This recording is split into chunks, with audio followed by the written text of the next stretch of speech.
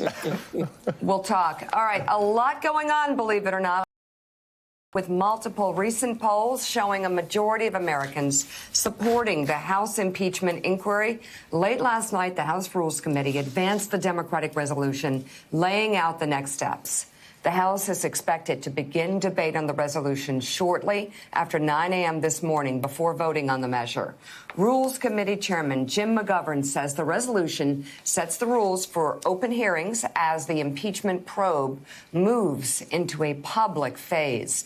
According to Politico, top Democrats are expecting few directions during today's vote and few, if any, defections, and few, if any, Republicans are expected to vote for the resolution.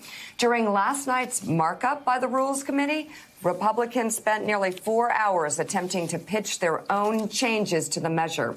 Politico notes that all of the GOP amendments, which focused entirely on the process, were rejected on party lines. I think it's a sad day for the Rules Committee and for the institution of the House of Representatives. In my view, it's not a fair process. It's not an open process. And it's certainly not been a transparent process. It's been limited and closed. And frankly, I think we're moving toward a preordained result. I mean, if you think this is fair, this is not fair at all. They're trying to create something new that I think is just substandard and dangerous to the presidency. The process seems to be treating Chairman Schiff as though he were a de facto special prosecutor, notwithstanding the fact that he's a partisan member of Congress whose strange behavior has already including fabricating a lengthy quotation and attributing it to President Trump during an official hearing, which he was sharing. No due process now, maybe some later, but only if we feel like it, is not a standard that should ever be applied to any American, and it should not be applied here to the President of the United States. You know, Willie, it's so sad, actually. These poor Republicans. I mean, can you imagine if you had to defend Donald Trump? It is just. But you don't have to. No, but they think they have to defend Donald Trump, and so they'll set up a straw man, and then Nancy Pelosi will knock it down. They'll set up another, knock it down. All they can do is argue process, and even when Nancy Pelosi and the rest of the Democrats take those excuses away, they come up with others. And they've been whining. We need a vote on this impeachment inquiry. She finally gives them a vote. And they say, well, it's taking them too long to give us a vote. Right. And now they're offended about that. So this sort of whining, though, let's keep this in perspective. What you heard in the Rules Committee, that was actually the sound of minorities in the Rules Committee talking over the past 200 years, if the Rules Committee has been around, in fact, that long, because that's just what they do in the Rules Committee. The Rules Committee is set up for the majority of the House to set the rules for the debate. And same as it ever was, you know the Republicans have a losing fight on their hands because all they can do is talk about process. And remember, this is Nancy Pelosi calling Republicans bluff because their argument was, well, this is not an official inquiry. So Nancy Pelosi says, OK, we'll have the vote and we'll make it official. And now they've moved down the road to another argument about that. Obviously, as you say, Joe, they want to argue process because the substance gets more damning by the day when you have Colonel Vindman's testimony, which I know we'll get into, that he went to a White House lawyer immediately on July 25th because he was concerned about what the president said on the phone to President Zelensky of Ukraine.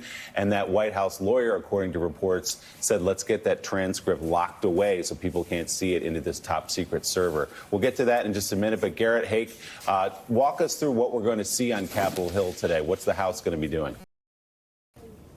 The House should vote on this impeachment resolution in the early part of the day as part of a normal vote series. It speaks to the lack of drama around the whip count, that we're not expecting this to be something that drags on late into the day. Democrats are hoping they can keep basically everybody on board for this. It'll be a party line vote. You don't anticipate any Republicans coming across the aisle, in part because this is a process vote. You're not really making a moral argument about the value of impeachment here or not. What you're doing is setting up a roadmap, setting up essentially a calendar with no no dates on it for how the impeachment inquiry will continue. And you played that Mitch McConnell quote. He's at least right about the very first part of it. What this resolution does is it will elevate the role of Adam Schiff significantly. This will put the ball in the hand of Schiff to go forward with the Intel Committee now driving the inquiry for the next couple of weeks. They will have the first open hearings. They will then be required to produce a report to hand over to the Judiciary Committee, and it'll be left to the Judiciary Committee to put a bow on however many articles of impeachment they decide to produce a little bit further down the line. Only then will you see involvement from the White House counsel's office, see something that looks a little bit more like the hearings folks saw during the Clinton impeachment. But for the next few weeks, this will continue to be Adam Schiff's show as they move into public hearings.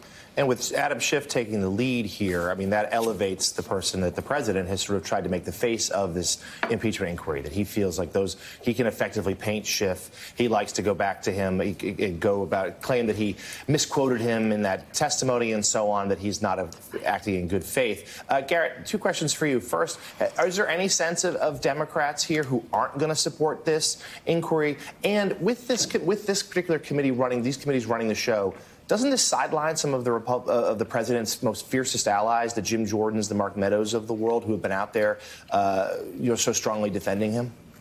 Yeah, look, if you're setting your lineup here, you talk about the president wants Adam Schiff. Well, the Democrats don't want to see Mark Meadows, Jim Jordan, and some of the other folks who have been the president's biggest defenders. They are on two of the other committees that have been handling the process behind closed doors so far, but not on the Intel Committee. If you're the Democrats, you like your lineup card here, Intel Committee members versus Intel Committee members, perhaps a bit better than you do if it were one or all of these other committees who've been handling it, or if it were the Judiciary Committee, which has been since time immemorial the most partisan committee in Congress. So you set that aside. As for wayward Democrats, they may still lose some votes here. There have been about a half a dozen Democrats who have yet to say anything supportive about the impeachment inquiry.